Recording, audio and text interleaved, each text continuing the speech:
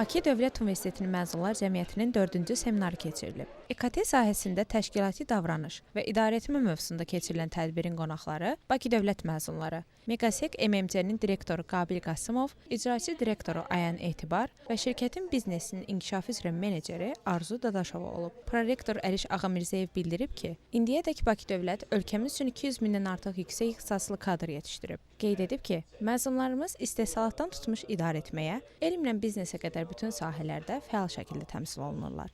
Çıxış edən qonaqlar universitet illərində qazandıqları biliklərin, formalaşan analitik düşüncə tərzinin və müəllimlərin verdiyi istiqamətin bugün peşəkar fəaliyyətlərində mühüm rol oynadıqlarını bildiriblər.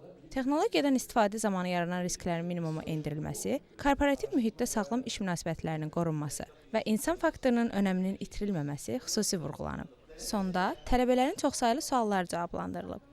Dilşad Məmmədəliyeva, Zahid İbrahimov, BDO Xəbər.